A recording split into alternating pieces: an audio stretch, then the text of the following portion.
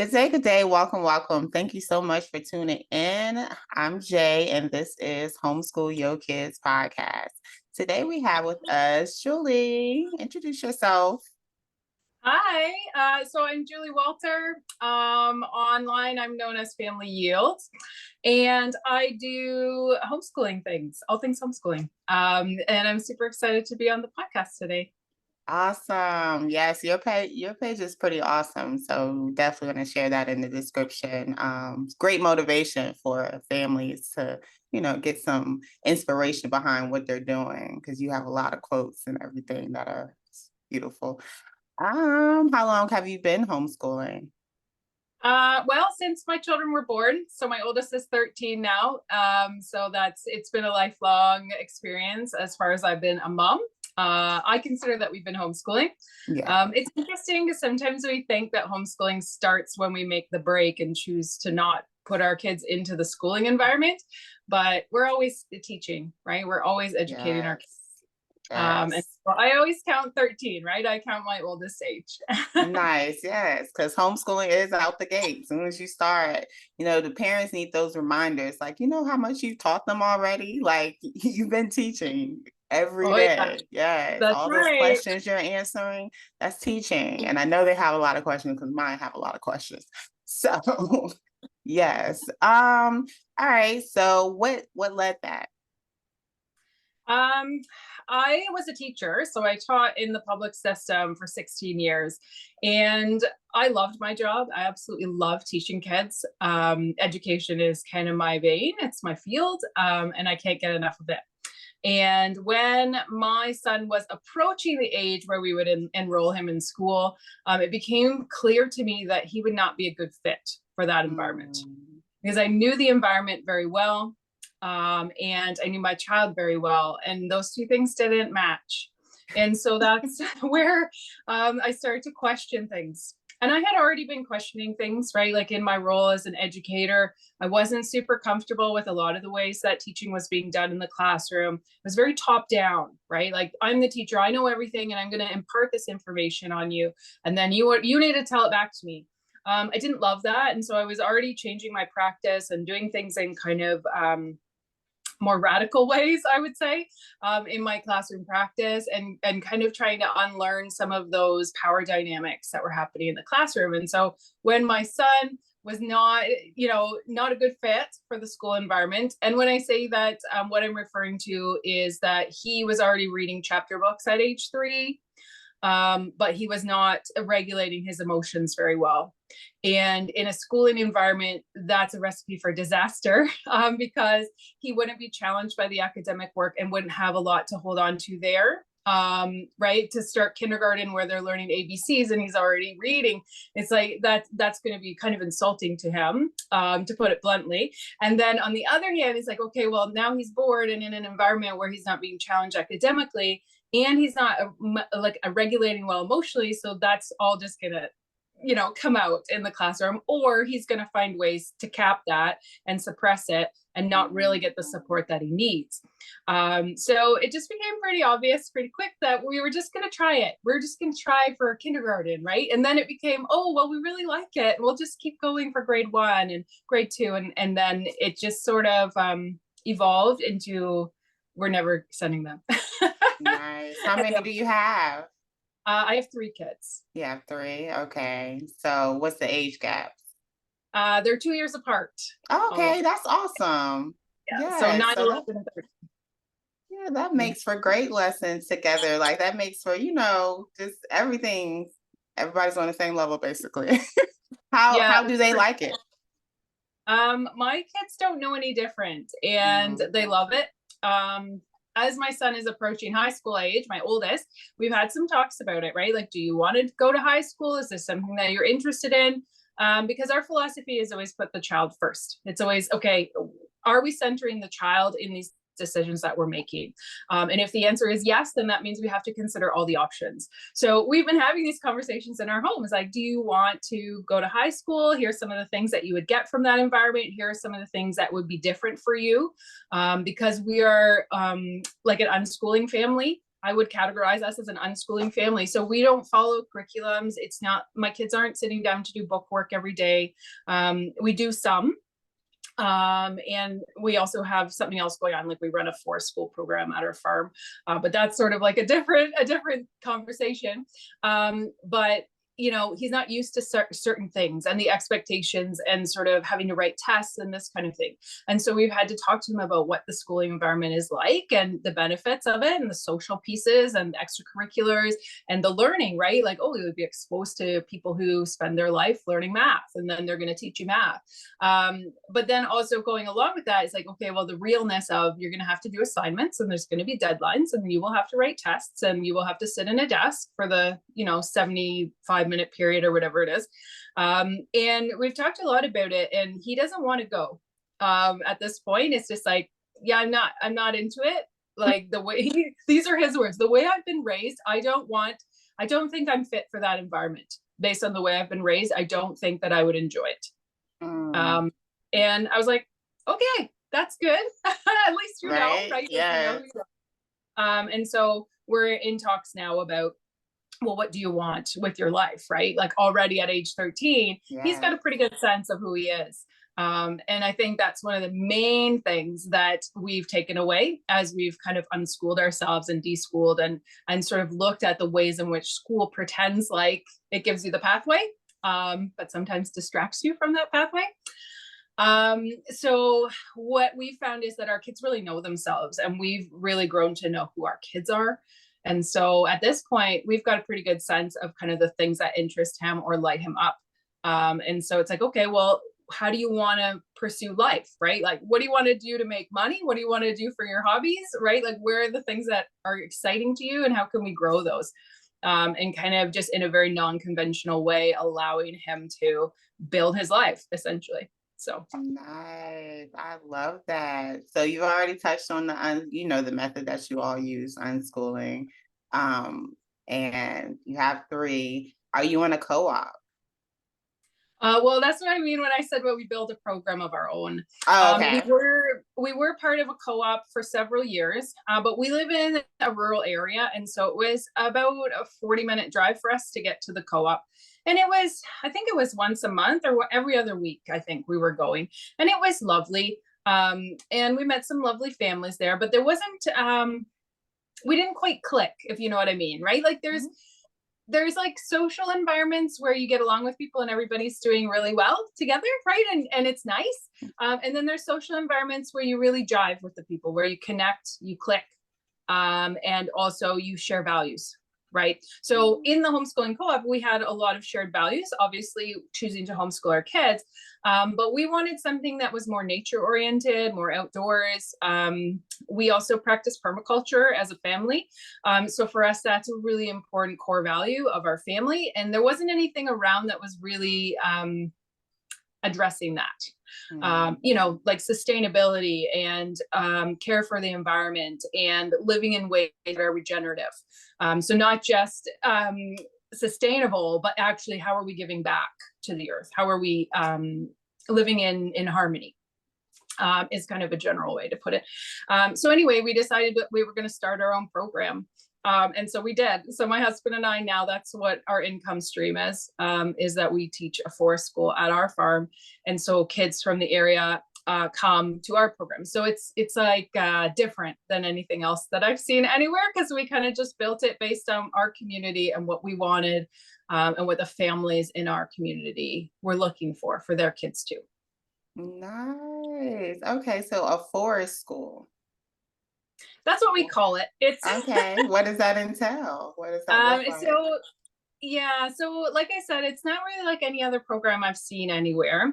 Forest schools generally are targeted towards younger kids, right? So like kind of preschool into early grades, like kind of up to age 8, something like that. And so the forest school model is really put kids in nature, let them play, let them get dirty, let them experience their environment, and then they're learning from engaging with the environment, and they're renaturalizing kind of without all the pressures of the modern day, right? Giving them a break from that and allowing them to kind of ground and be a little bit more present with nature.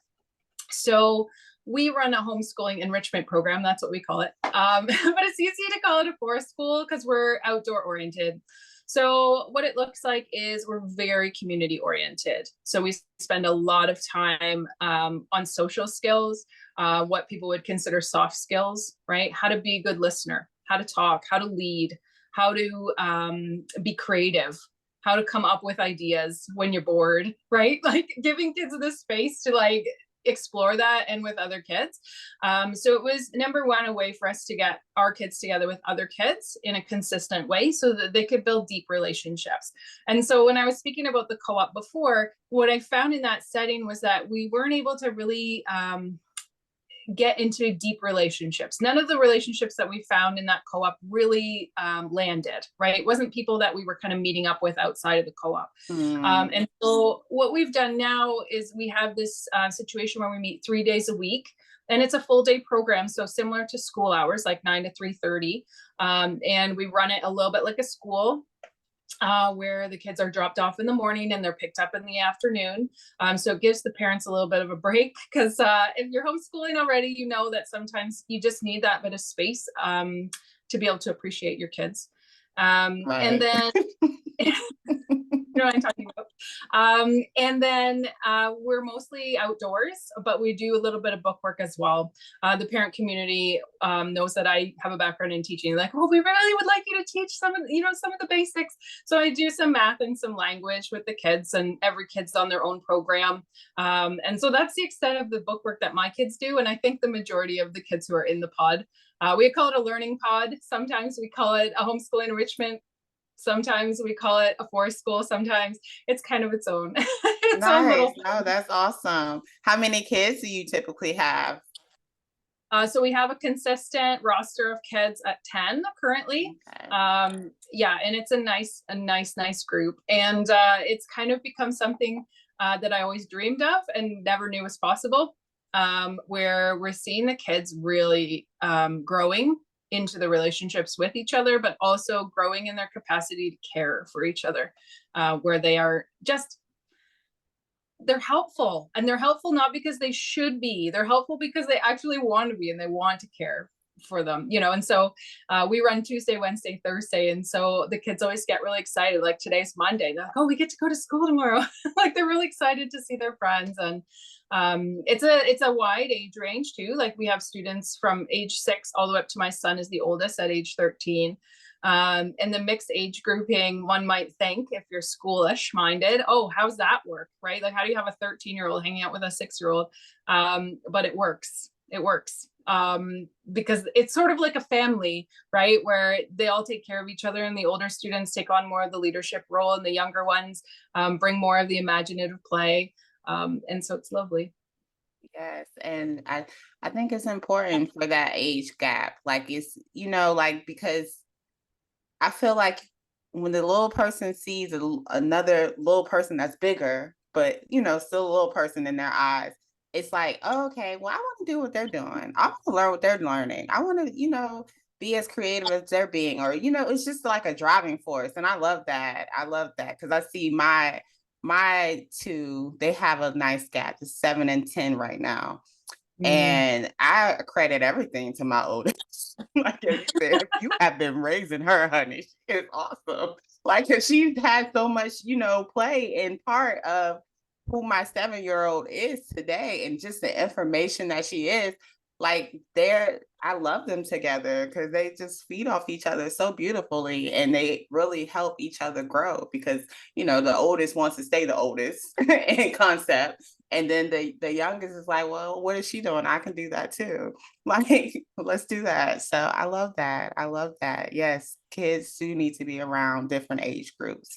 It helps big It time. really does. It really does. And I think one of the biggest problems, I guess I'll label it a problem of public education, is that we actually fight that in the opposite direction. Because Mm, I've sat through meetings where we have a whole team of professionals sitting around the table with concerns that children are playing with others who are a grade or two above or below them. mm.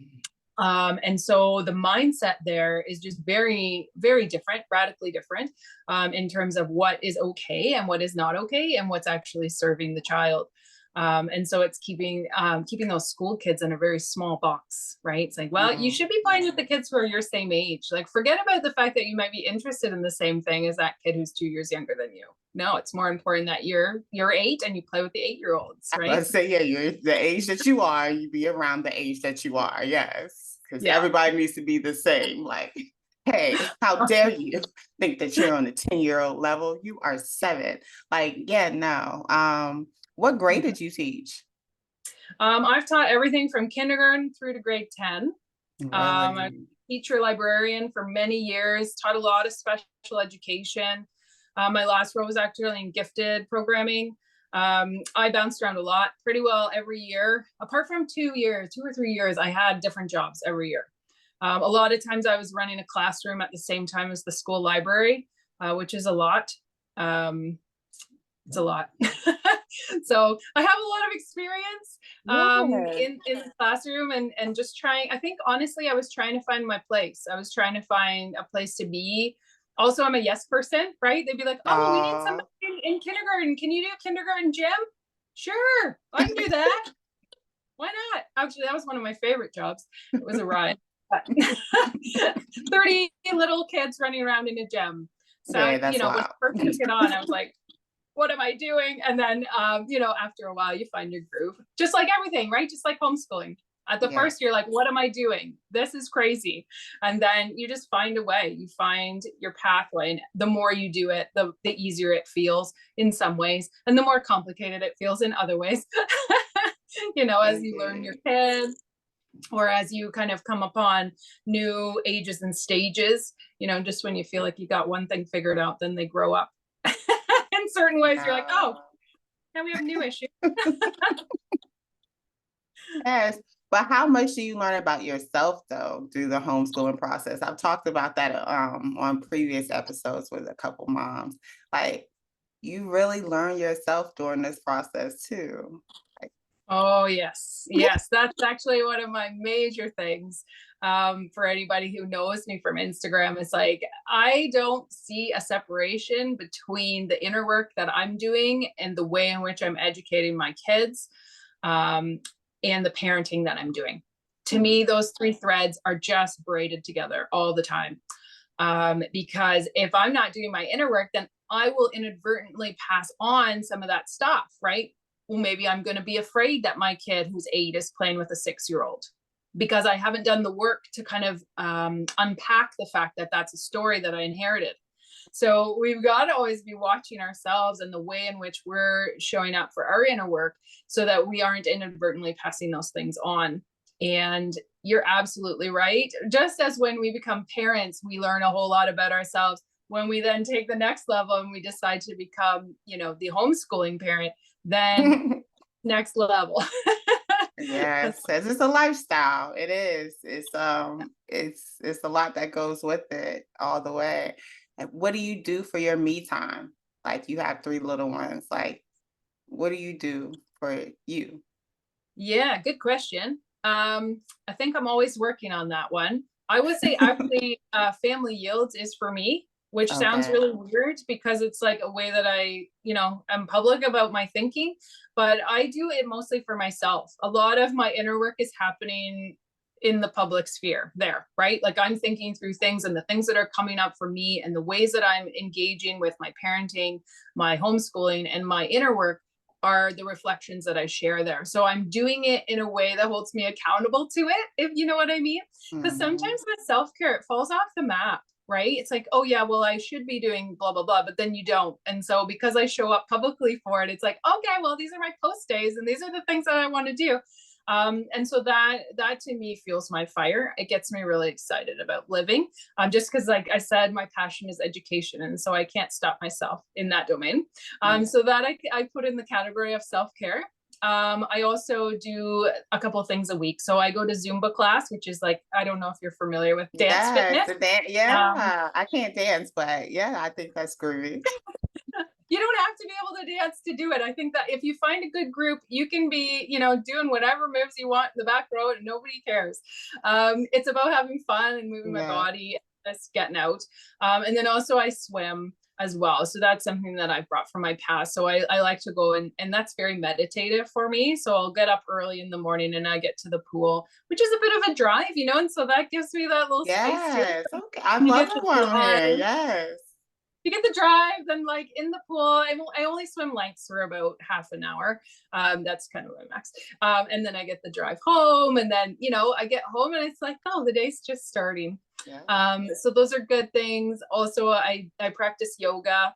I'm trying, this is, my thing for this quarter is to try to integrate that more. So I've tried for January to have a daily practice, which has gone well. I haven't missed a day yet, but Oh, we'll beautiful. see. Life is life. Life is life. And so, I think along with the self-care practices, I have to bring myself a lot of grace as well. And so, if I miss a day, it's like, okay, that doesn't mean I'm a failure and that this is not worth doing, because those all or nothing mindsets come easily, don't they? Yes, It's right. like, Yes. Like, oh, you said you're going to be doing this the whole time. That's what people ask me about New Year's resolution. I don't make those. I'm just going to oh, try I this don't make thing them out. either. Yeah, I'm going to try this thing out and see, but I'm not going to talk to anybody about it because if not, y'all going to, shame me and everything else.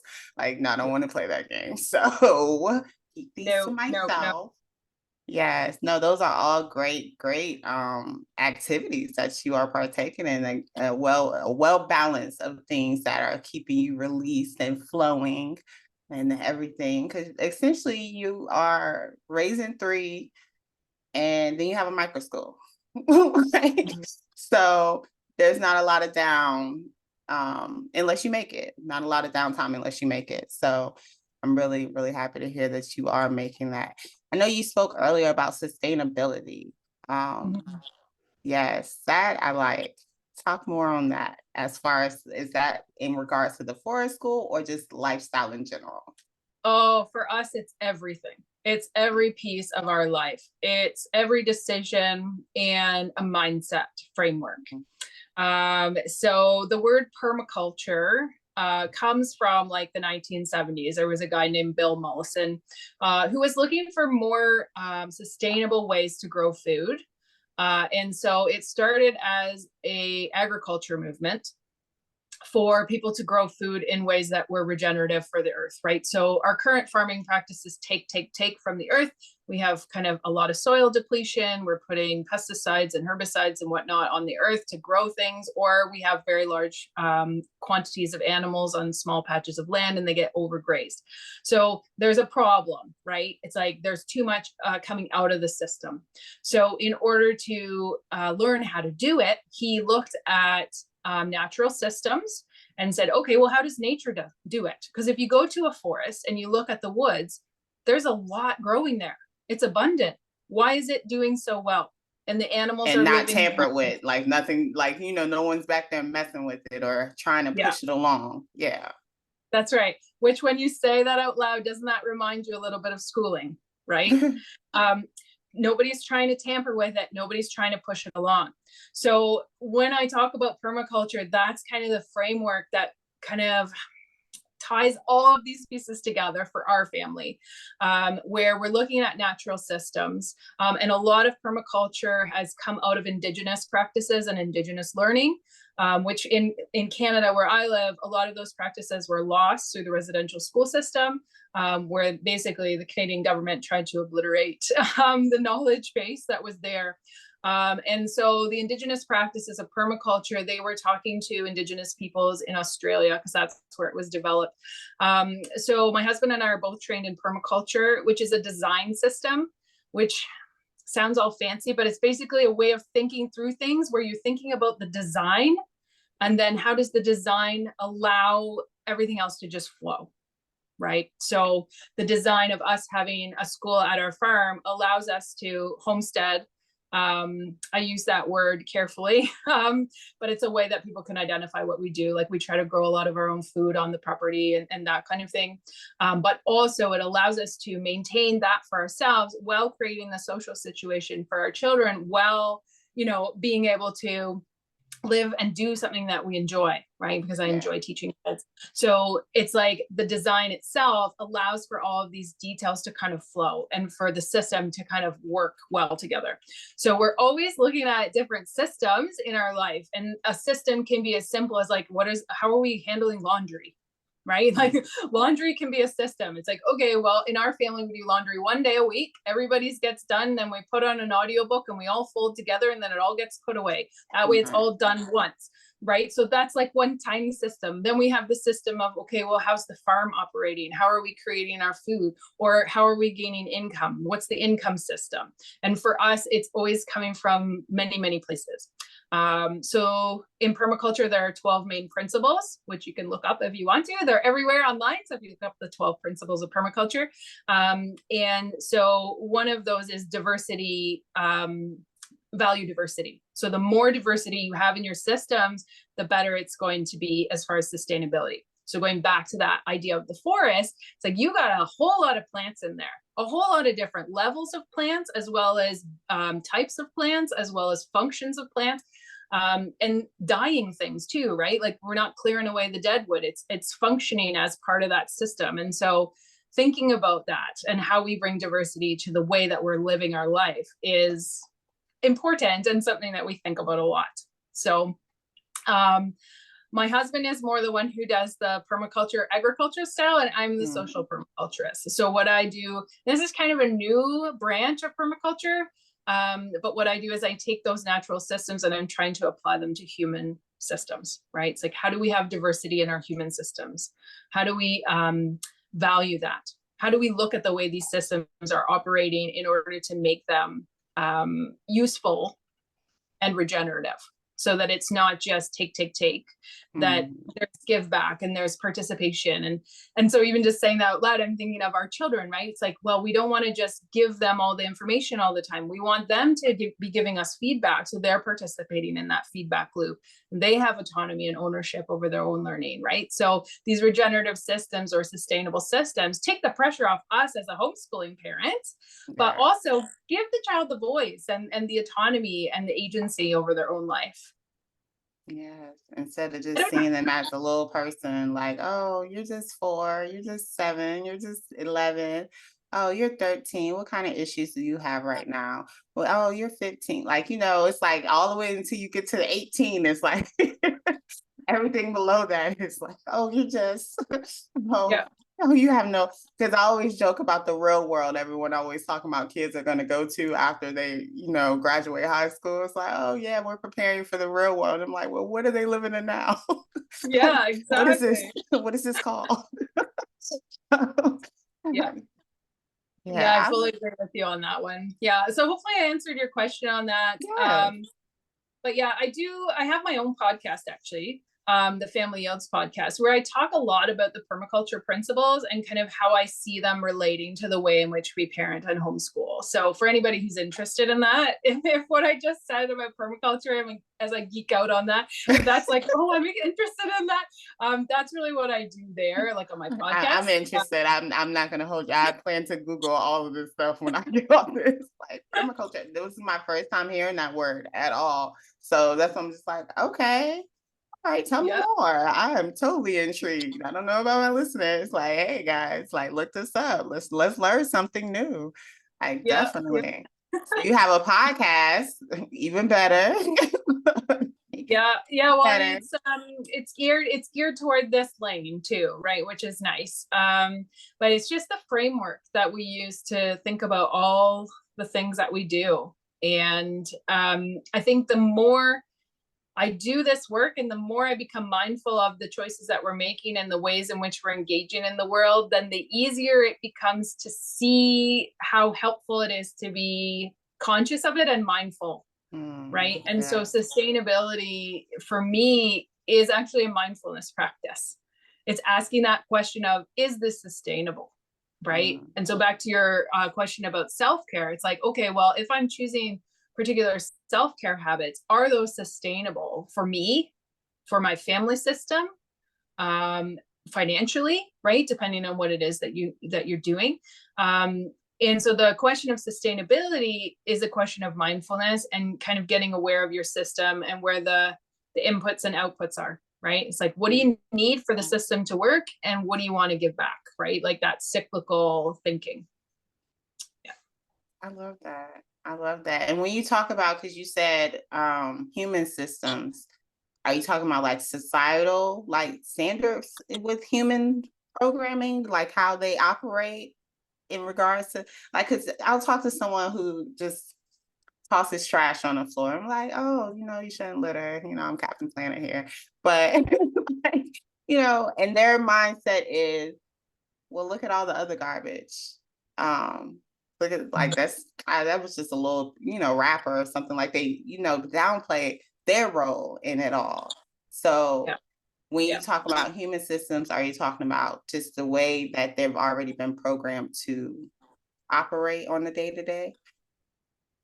I think for me personally, it has to do with personal responsibility. That's what I would call personal responsibility. It's like, how am I going to show up to be a sustainable part of this larger system?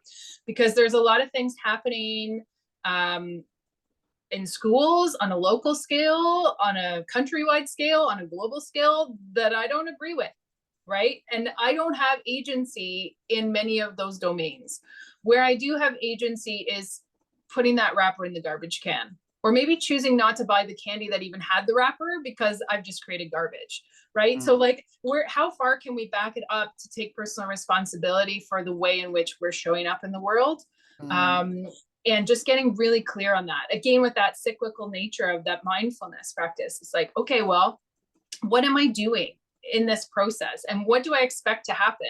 If I'm not going to be an agent of change, if I'm not willing to put in the work, then how can I expect anybody else to do that?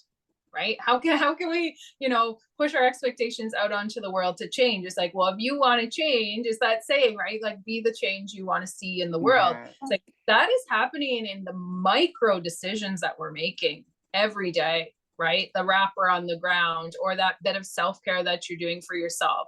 Because have no doubt that when we choose self-care for ourselves, we're actually teaching our children what healthy relationship to work looks like. And if we're not doing that, nobody else is going to do it, right? So when we start to think about sustainability as far as human systems are concerned, it's like, okay, well, what are the micro decisions? What are the details that we're operating with? And then what's the pattern? So this is another permaculture principle where we look at the pattern and then the details. So what's the pattern happening, and what are the details that are supporting that pattern? And can we change things in the detail level that will then change the pattern? And sometimes we have to change the pattern, right? Like choosing to homeschool your child is a major pattern change. We are choosing to opt out of the system. But then the details of how that looks, are you recreating school at home? Right? Are you getting your kid to sit from 9 to 3:30? If that is the detail that you're choosing to support that pattern, then that might work for you. But maybe you also want to question that. It's like, okay, well, does that detail actually support the pattern that I want? What is the pattern that I want? Right? Like, what do we want for our family? What do I want for my child? Do I want them to, know how to write tests and sit down and do book work? Or do I want them to do something different? For our family, it was something different. And I think that's one of the hardest things, actually, just as I'm speaking here about homeschooling, is that there's no manual. There's no right way to do it. And I think if you go with the schooling route, it feels like there's a right way to do it, right? It's like, oh, this is what you do. You go to school, you do this curriculum, you come out the other end and you're ready for life. But when you're homeschooling, it's like, actually, you're taking responsibility. You're taking personal responsibility for those decisions and those details and the way in which you are educating alongside your child, shall we say, right? Because as you were saying earlier, it's like we grow as our child is growing. And when we take that away, that security of somebody else is making the decisions, then it means we actually have to get responsible for that. It's like, oh, we do have to look at the details. I do have to look at the fact that, I would like to be reading with my child every day, let's say, but I'm not getting to it. Okay, so how do we address that problem, and what's got to go so I have room for that? So again, that sustainability piece is a mindfulness of like, oh, okay, well, what am I feeling drawn towards? And is that from me? Like, is that something that I want for my family? Is this something my child is coming to me wanting? Or is this something from outside that's not even our stuff, right? That we just inherited as like, oh, well, I should be reading with my kid every day. And if I'm not doing that, they're not going to be reading. And therefore I'm a bad parent and I'm a bad homeschooler. right? Like it's so easy Yeah. to just there you are down the trail. And so choosing those details is like, okay, what is the pattern we want? What do we want for our home? What do we want values wise for this experience? What's the goal, right? And then what details are we bringing in every day or as consistently as we can in our micro decisions to support that? Yes, I love to see it on this level. Like I love this is why I love having these conversations in general, just because people are choosing to do something different. And I think that is so beautiful. Like I think that is so beautiful for someone to really out and say, well, you know what? I understand this is how society sees this working out or playing out for, you know, whatever system that this is in place for. However, my family is going to do this. Like, even if I've never, like, this has never been in my family before, I've never even thought about this on this type of level. But the more I get into it, the more deeper I understand the role that I play in being the change. Like you say, being the change, like everybody, that's the top trending quote since 2020. Like, be the change that you want to see in the world, and that's what it comes to. Because no one would be listening to you if you weren't doing it yourself. Like, we hear a lot of people talking and preaching on different levels of, oh, well, you shouldn't do this or you shouldn't do that, but then they do it. And so Yeah. it's like, okay, well, I thought you said, like, so okay. But showing is better than telling, in my opinion. And that's why Yeah. I show up every day to show, not just tell. I don't want people to think like, oh, what's she telling us stuff that she ain't even doing? No, y'all, I'm telling you stuff that's making me smile every day. And I want you to smile every day. So I just want you to think if this will work for you. And however that looks for you. And that's what these conversations are so important also, to understand that this looks different for everyone's family. There is Yeah. no right. You spoke on it earlier too, Tom. There is no manual. There is no right or wrong. There's some Yes. wrong ways to go about them. We're very, like, and you learn them. Sometimes you have to learn them in error, like, as you go. However, it's just for you to learn a lesson from and to do something different in the future. Do something different as you go forward, but it doesn't stop anything. So it's not oh, well, I failed at this, so I can't keep going and doing this. No, you failed at that, so let's see how we can recreate it to work for you and what works for your family and lifestyle. Like, you can stop and start as many times you need to. You really can. So Yes. Oh, I'm so cheering what you're saying over here. I am just cheering because I feel like what you're speaking there, that whole like, well, I got it wrong, so dot dot dot, is mhm. actually that schooled mindset. It's that schooling mindset that has taught us, oh, well, you got to pass the test. If you don't pass the test, you're a failure. It's like, Yeah, actually, no, no, life is an experience. It's a process. Learning is a process. It's not start in September, stop in June. it's No, life. It's for right? life. Yeah. That's right. It is life. And so the more we can bring that actual reality into our homeschooling journey, the easier it's going to be for us to have grace with ourselves, but also for our children, right? Like as we kind of navigate these different ages and stages and interests and in our own journey with unschooling ourselves and deschooling, and trying to break out a little bit of that mindset that keeps us feeling like a failure, right? Mm. Like that's, we don't want that for our kids, right? We don't want that for our kids. So the more we do the inner work on that and say, oh, okay, these are the ways that that feeling is showing up for me. I see that in myself. And then when we become aware of it ourselves, we don't pass it on to our kids, right? Mhm. Um, so I think what you said there is just so important, right? Just keep going, even if it looks gross for a while. We've all been there. Okay. So, here I am, seasoned teacher, 16 years in the classroom, been homeschooling for many, many years, my own kids and other people's kids. And there are still days that are not good. Thank Days you where for saying you're like, that. what am I doing? I've got to be messing this up somehow because this doesn't look right. Like this doesn't feel good. But that's actually life, right? If you zoom out and you just look at your life, we all have days where we don't feel good. We all have days that are hard. We all have days where we're awesome and over the top and things are amazing. because that's actually what life looks like. Life is a little bit less like a curriculum with check boxes and a little bit more like that undulating, cyclical process of nature. Just to tie it back to the permaculture stuff, it's like we expect education to look, and learning to look a little bit more like a machine than it does. Well, that's And kind that's, of because how that's been set up to kind of operate too. Like yeah, people really have to step back and see themselves as an individual to understand that that system's not going to be for everyone. Like, yeah, they call people faulty or, label them with a disability because they're not able to mold into that system. You have those standouts that are like geniuses, in my opinion, but they don't fit into that mode of sitting in a desk and doing this at this time and being able to take a test and get all the answers right at this time, or this way. And people internalize that as like, oh, something's wrong with me. And it's like, no, something's right with you. Like, but you need to focus on that part of you and not the system, the test part or educational like standards of, oh, well, if you didn't do it at this time, then there's something has to be wrong with you. Like, you're not right. But that's like, you're an individual and you probably need to be taught a different way, or you may do better if someone was to say this test out loud to you and have you verbally respond to the test as opposed to filling in bubbles or however it's being administered. Like, there's so many different ways to reach and teach, but when you've been taught and you've seen a system run the same way, like for like 200 years, and you're like, oh, shucks. Well, that's the right way to do it, isn't it? Because we've been right. doing it for 200 years, so Yeah, it's got to be right. why would they still be doing it if it wasn't right? Like, something's wrong with me.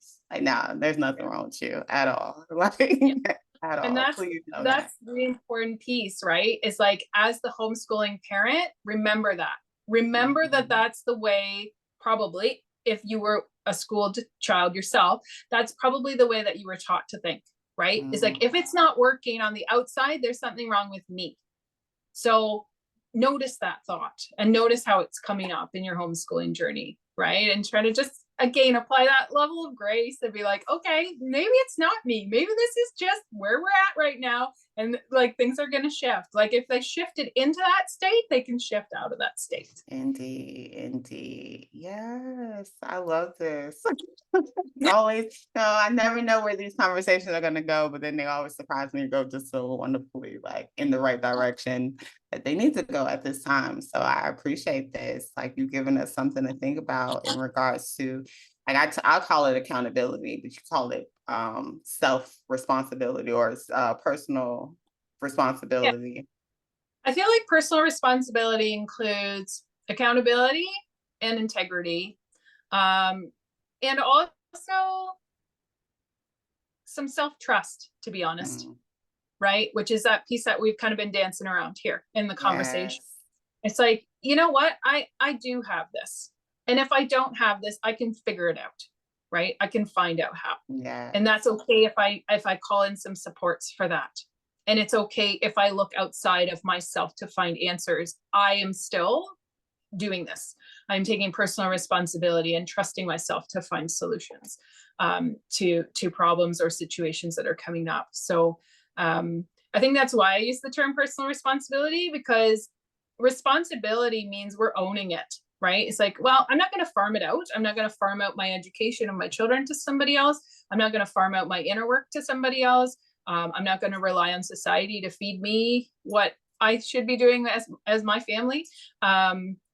And sure, there's influences, right? And there's inputs. And I'm not trying to say like, block everything out, just do everything your own way.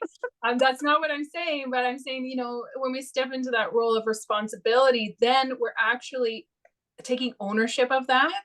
And we're interfacing, right, with the outside world or with the decisions that we're making for our child's education or for ourselves. It's like, okay, well, how am I taking responsibility for that? How am I showing up for that? And that can look different depending on the situation and what it is. Because personal responsibility in our homeschooling with our child has to include them too. Personal responsibility about my self-care, that's all me, right? Yeah. So it just really depends on the situation and how we're being called up, I guess, on our stuff in whatever capacity. Yes, listening to yourself is a big part. I love that you put that in there. That intuition that everyone talks about, that it takes you being conscious to actually tap into it. But listening to yourself is why I tell families, like, if homeschool crossed your mind, it crossed your mind for a reason. Like, listen with that, go with that feeling, and figure it out. I don't think that it has to look one way. Understand that there's many, many resources, and it's not something you have to do on your own, but it didn't come to you for no reason. You're not, we ignore that little voice in the back because it's not the voice of everyone else around us. Those voices are way louder. So Yeah, we're like, hey, I hear something that's telling me this isn't right, and I feel that it's not right. However, my mama said that it's right, and my baby need to go to school. She's not gonna learn nothing here. So it's yes. different. It takes Yeah. a lot of courage. It takes a lot of courage to be able to step into something that is different. And I think of that in those times where I'm questioning myself, right? Or where it feels like, man, life would be easier if I just Right.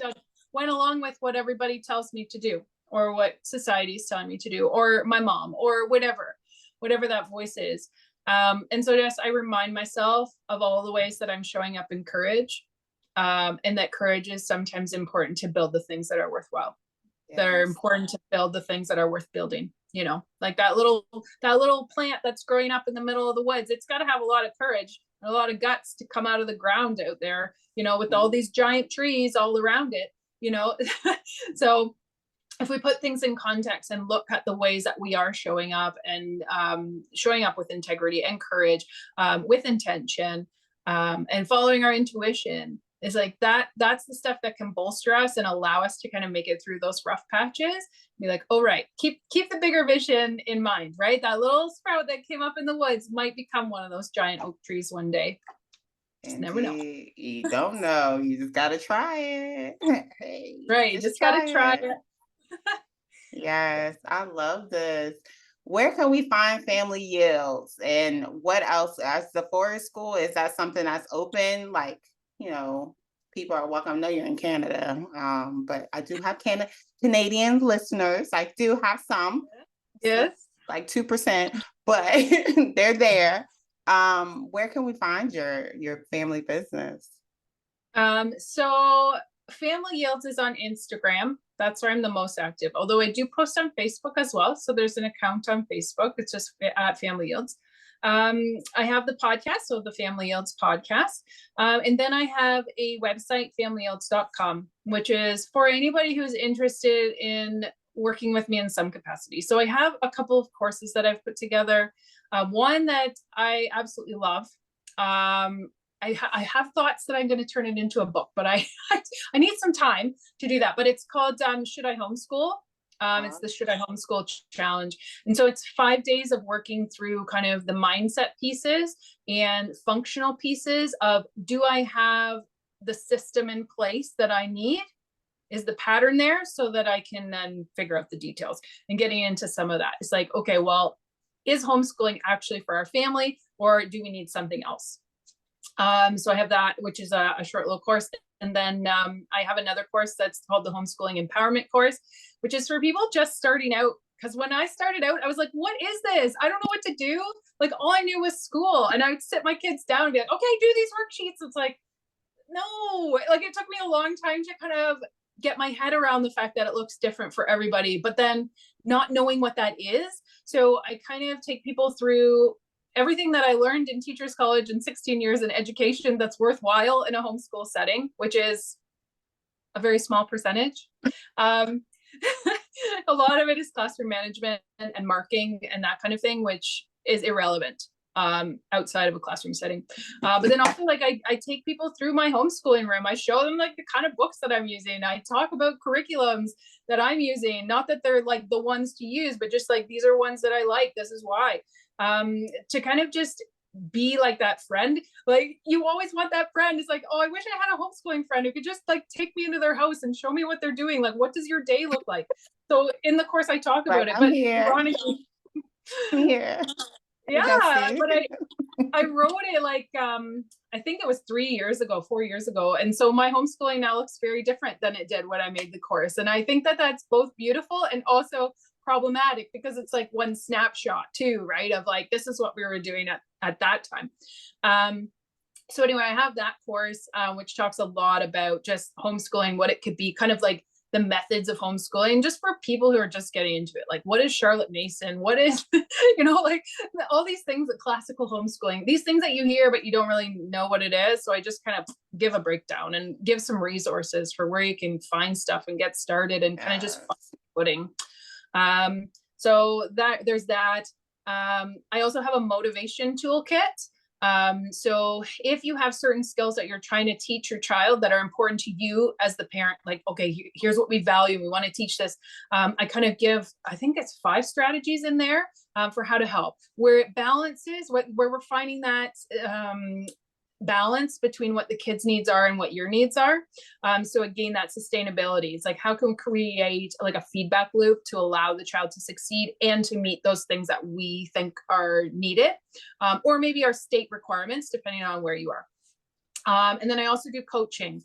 So my coaching services are for like all the things that I do. So I talk about parenting, education, and inner work all together with my clients. And sometimes a session is a little bit of all of them. Sometimes we really focus in on one thing.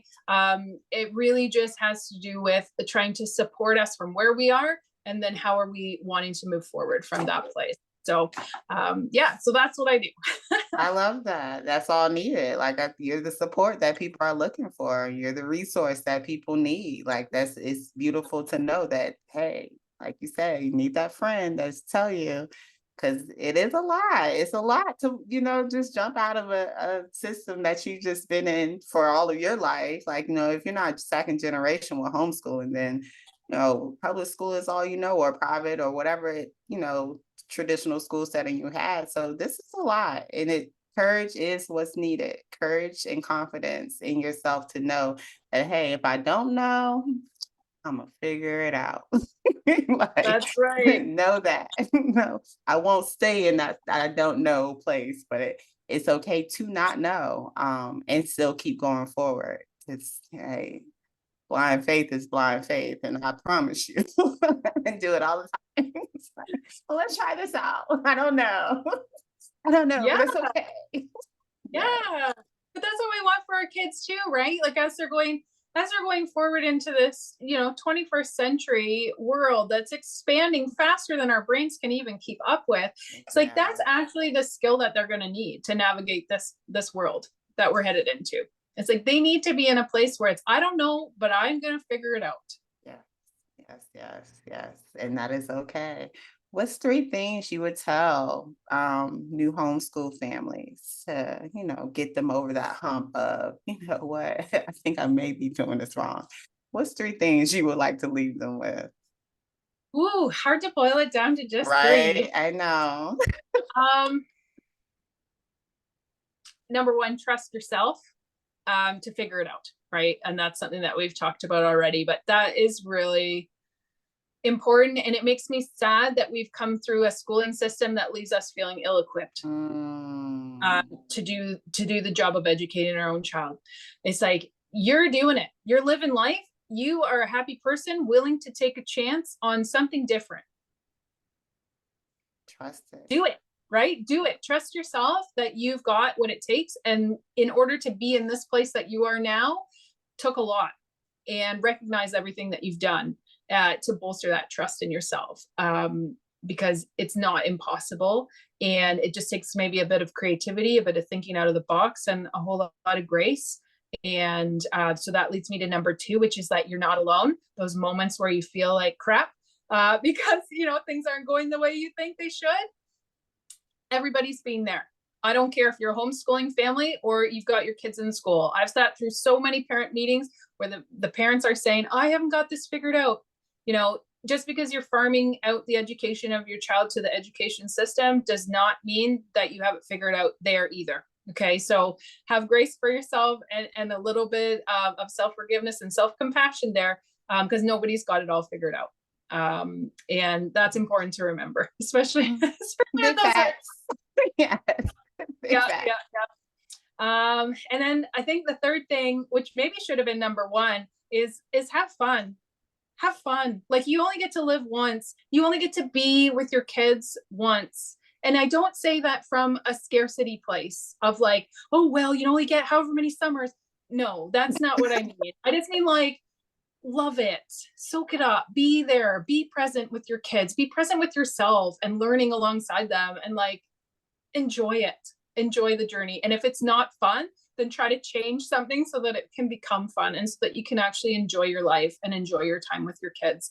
Because for me, that's really what it's all about, right? It's like, we're trying to do something different because we're trying to enjoy life. You only get one shot at it, so make it fun. Yes, make enjoyment a requirement in your world. Like, that's what I said. That's why I spoke on the smile earlier. Like, you want to be able to smile about your life, about your day, about activities, about experiences. Like, I don't want to wake up and be like, I'm up again. Yep. Oh, why am I still here? No, like, I don't want that for anyone. I really don't. And that is why I use the voice that I have to do this and to share that, hey, if you're feeling the need to want to do something different, do it. And then know that, trust in yourself that you will find the resources needed for it to look and run and operate, or whatever, however it needs to look for your family. Know that wholeheartedly, know that. And if you don't have it figured out, hit up Julie, because she is going to help you. She's going to guide you. She ain't going to figure it out for you, okay? But she will help you find some other resources that will help you figure it out, because the answer is always there. Most of the time it's inside of us, but we don't, trust that answer. So we have to go and trust your experts. Like, hey, you've been doing this way longer than me. What do you think? Oh, okay, well, I thought that too, but I wasn't sure how many times.